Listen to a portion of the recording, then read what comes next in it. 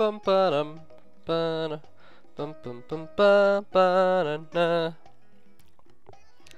Hello everyone, it's your friendly neighborhood NBZ here. I don't know what this battle is, I don't know who it's against, I literally don't know anything about it. But it was on my Versus recorder, and I'll be damned if I don't use it on my channel, so let's just talk about it, shall we? Alright, let's go. I'm actually just going to record this straight on DxTory while I'm live. This isn't even me post-narrating, this is just a one thing. I guess it's a one take. Does that mean I have to use it on Tuesday? Maybe I do. The volume is really loud in my ears, but do I care? No. Starting out with a Mamoswine, I see a Virizion. Oh, that's a really nice color Virizion. It's the kind of thing that you'd have on like a fashion show. That's the kind of Virizion who'd be strutting his stuff in, you know, the new year, when all the new colors come out. That's what I'm talking about. But unfortunately, doesn't quite knock me off my feet as much as it would try live with my Focus Sash, and actually able to take advantage of the lowered defenses by throwing some Icicle Spears. Didn't take much, I'll tell you. Only 2 hits. Considering Virizion is definitely more specially defensive than physically, so it you know, it would attribute that fact to being accurate, and it does in fact happen. So in any case, in comes a Pinsir. I'm afraid, because I'm under the impression he's going to try and get a Moxie boost by killing me with Quick Attack, and then follow it up the next turn by Mega Evolving, but he doesn't seem to think in that way. He decides to Mega Evolve straight up, not even caring, and I go into my Goodra, trying to get a bit of a speed lowering on the go. Yeah, definitely in his position, I would have just not Mega Evolved and gone for the Quick Attack, because then there's the potential of the Moxie boost, but he doesn't do that. He just straight up goes for the stab with the Flying boost with Aerolate, and doesn't do a great deal to me, but I sure as hell don't appreciate it. He's going to get rid of his Pinsir, of course, go into a T-Tar, and a Sandstorm kicking into my eyes. Goodra clearly can't see properly, because a Flamethrower is what comes out of its mouth. Really could have predicted that switch a lot better. Not really much I could have done aside from maybe Dragon Tail him, but definitely would have been helpful, because T-Tar is a good matchup against Goodra. As you can clearly see, the Pursuit almost takes me down. So I'm not in a great position. I have 2 Pokemon at practically 1 HP, one's at 2 of course, but I do have a wall who I can come into here to combat, hopefully, most of what this T-Tar is going to do to me. And of course, Milotic! Milotic, such a friendly and a nice Pokemon. It's, back in the day I actually did a drawing of Milotic. Funny story, Sunji on Twitter tried to pass it off as if it was his own drawing. But I'll tell you what, I'm not going to let him get away with that, because it was actually mine. He stole it. I think I put it on my Facebook page. No matter what, it doesn't matter. Because I got a Toxic off on something, ends up being the Raikou, which could be really great, because a lot of Raikous do like to run the Sub-Calm Mine. Now, you know, I haven't been playing a lot recently in 6th Gen, so I don't know what the most popular sets are. I know Specs is running around, but to my mind, Raikou's always a Sub-Calm Mind. Like, that's my 4th Gen brain. It's just kind of hardwired. It's hard to get away from that. So it is nice to see it Toxic. Be it more efficient or less, depending on the situation. But I am now going to switch into my Goodra. It is probably the least useful of my things. My Mamoswine can still be helpful later on, because not only is it not able to be killed by the Sandstorm, but I also have Ice Shard as priority, so it would be good to keep that guy kicking around, and he shall stay in my back pocket if I so need him. But in comes Pinsir. Pinsir very threatening, as per the usual. I do a little bit of thinking, and I'm okay, right, I need to go into something that resists his Flying Stab, his priority. Gotta go to Heliolisk. So I'm threatening him with the Electric, and he is going to get the hell out of there. The best thing for me to do would probably have been to Volt Switch here, because the switch was obvious, and Latias just generally does a great job of tanking anything Heliolisk wants to throw. I got Surf, I got Volt Switch and T-Bolt, and I think my Hidden Power, no, Focus Blast. Focus Blast is my last move. So obviously, Latias resists all of those, something that I need to be wary of. So I'm going to jump back to Saris. Good old Chunky Monkey in here. And a Draco Meteor's dropped on my head. I'm not appreciating it, but I can take the hit. Now, I can't remember if I gave this Milotic Assault. Nope, I didn't. Definitely that is not an Assault Vest Milotic. I would have taken that hit so much better. And there you go, there's the leftovers. That might have happened before, but in any case, I can definitely take another one of those. He's paralyzed, so there's potential of that happening and crippling him. I really have a great free window here to get off a recover, but the Raikou was an obvious switch-in. So what I could have done here is make the double into another Pokemon and put myself in a place where I could threaten him. it just so happened that I really felt like I needed Militic for a lot of this game, and I thought, you know, I am going to just get myself sponged back up. Added to that, there's the poison's racking away at him, so I could try some shenanigans with changing some Pokemon here, and it may work out.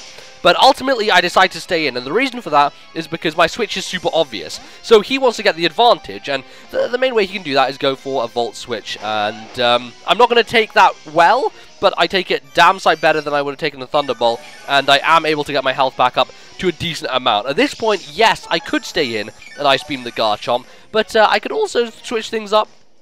Rotate into someone else. Turns out, I believe I go for the Scald or the Toxic. Yeah, the Scald. I go for the Scald, praying for a little bit of burn hacks here. That definitely would lend into my favor rather than toxing him, and I do manage to satisfy that need, but Garchomp defies me, burns his Lumberry with that burn. Well, the good thing is, of course, ladies and gentlemen, that the Outrage, as a result of his Lumberry going, is going to cause him some confusion in the long term. And not only that, but I'm able to get off a second Scald and burn him once again. Militic clearly doing a stand-up, spiffing good job here of eliminating the competition. I am pleased with the progress it is making. At this point, really no reason to not recover. You know, aside from a crit, I'm going to be able to take that very well. And he is now he's down Shit's Creek. Tell you what, no paddle whatsoever. You can try flailing around with those fins. I mean, he is kind of a shark out of water, and you think about it, has the fins available, but, you know, Garchomp doesn't like a dip in the water. As we have just witnessed, the Scald was quite burning hot, and not to his liking, I might say. So, we kick him out. And he gets away from us, but Militic standing strong. I decided to recover again on the off chance that he decided to stay in and, you know, just keep going for Outrages. Probably a little bit of a rash move. The much smarter choice would have been to try and status something on the switch in, or even just Scald again. And turns out that he ended up switching to Latias, which, as you can tell, I thought I was pretty safe against, but he has Thunderbolt. So I was not aware of this fact, and as a result, my Militic is not at the HP I would like it to be, as I said before. We want to keep this guy at full health so that I can continue to wall on a Pokemon. But what I am going to do is I'm going to go to my Mamoswine here, praying on the hope that I would be able to take the Thunderbolt, and then realizing, wait, his Garchomp set up Stealth Rocks. Well, that was shit. And not only that, but he rubs salt into my horribly gaping wound by roosting and putting his Latias back to a really good amount of HP. But fear not, ladies and gentlemen, for Crawdaunt is in the building. I decided to Choice Scarf this Crawdaunt, and that turned out to be an interesting idea. We'll get into the reasons why as soon as they occur. But I am going to go for the Crunch. It is Stab. It is Adaptability boosted. And no matter what, that Garchomp is out of town. He's not coming back. There's no Brick Break songs happening here. There's nothing out of the ordinary to dead Garchomp. That's all that needs to happen. In comes Raikou. And this was a kind of point I was thinking about. Can I outspeed a Raikou? It doesn't matter how much speed I have. Apparently, according to Cerebi, I can't. So I didn't know that at the time. I was still under the impression Scarf Crawdaunt could maybe outspeed Raikou, but I was afraid that his Raikou was in fact Scarfed itself. So I thought, you know, a Scarf would outspeed a Scarfer, not kind of thinking of the alternative where he just plain outspeeds me because he's a Raikou and he has 115 base speed, which is crazy high. And Crawdaunt, especially my Crawdaunt, wasn't really built to go very quickly. It doesn't have that much investment. So I did make the switch to Heliolisk to take the Volt Switch, and then I'm going to jump straight back to Ceres, my man from Metroid Fusion. Oh, what a boss! Everyone's first favorite boss in Metroid Fusion, I gotta tell you. To hopefully take a Draco, and no, I can't. At this point, after the Stealth Rock and my limited HP, not in a position to do so. So this Latias proving a real pain in my backside. I'm going to have to go to something dangerous, and that something dangerous is Medicham. Oh boy, I love Medicham. Swift Fist, one of my favorites back in the 4th gen. This gen got a Mega. So let's test that out and see, just see how well Medicham can act in such a scenario. In comes T-Tar. He's a big boy. He's ready to take some hits. But ladies and gentlemen, when Mega Medicham is in the building, you know, hits aren't something that really exist to be taken. If you catch my drift, my meaning, one might presume for me to say. I Ice Punch, thinking that, you know, the Latios may stay in. You know, I didn't want to overpredict or anything. Turns out that's going to do a crap ton to T-Tar and freeze it. You know, sometimes there's a little bit too much hacks in my advantage. That one I count as such. I could have used that somewhere else, I'll tell you. Would have been nice to have that hacks be spread around. Wasn't necessary, but hey, you know, those are the breaks. In comes Pinsir. This, my friends, was hilarious! Oh my goodness! Look, I'll be frank, I'll be honest. If this man had an angry Pinsir, I probably would have been swept by Pinsir. But Pinsir was too happy. He was having a great time. He was loving life. And as a result, the frustration did like nothing. It was pathetic. It was hilarious. Oh, that was great. But I'm not out of the woods yet. I may have gotten lucky. But we may well still have an issue on our hand, because this Raikou could be a terrifying force to be reckoned with. I'm going to go into Heliolisk. It seems the best thing to do. And I end up getting a Shadow Ball switch in. I could go ahead and say I am a genius and I predicted that. And I should be, you know, given a coronation for such a prediction. But no, I can't deceive my audience. That would be disingenuous and dishonest. So I'm not going to. I'm just going to say that was good luck. That was fortune. Once again, swaying in my favor.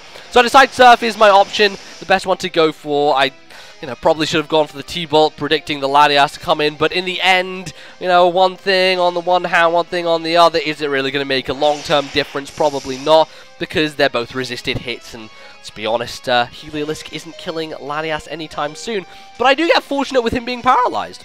So, the Hacks is coming into my way. I'm going to keep Thunderbolting. Maybe get a little more lucky. I just don't want him to roost here. It's not a big deal if he does, because I have Crawdon sitting in the wings waiting to crunch. But it turns out the Hacks gods fucking love me tonight. It's all about giving me the paralysis. And with that, ladies and gentlemen, Heliolisk kills Latias. I had no intentions of such a thing occurring, and I do indeed live on 1 HP. We have had 2 Pokemon live on 1, and 1 live on 2. If that isn't maths in a screwed up way, I don't know maths. Honestly, I don't do maths. I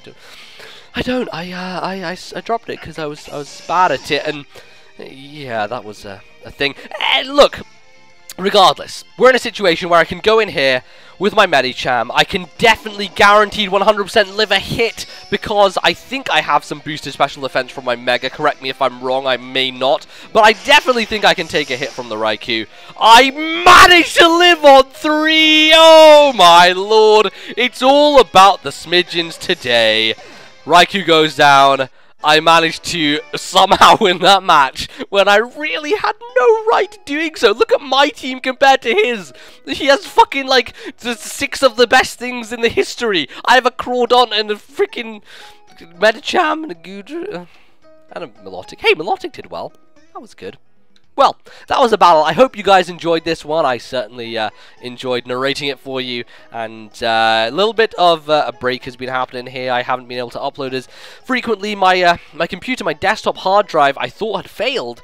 And then it turned out it wasn't. And I had a whole rigmarole of sorting that out, so I couldn't make videos then. I'm now home for the week. And I have an essay to do. It has been piling up on me. I will tell you that for a fact. But hopefully, when things are clear, we'll be out of the woods. And we'll get back to some more content. So, do leave a like if you enjoyed this video. I would appreciate it very, very much. If you didn't, you can tell me why. I'm always open to criticism and discussion, so go ahead and leave a comment. So that'll be me. Until next time, thank you very much for watching. I'll see you then. Goodbye.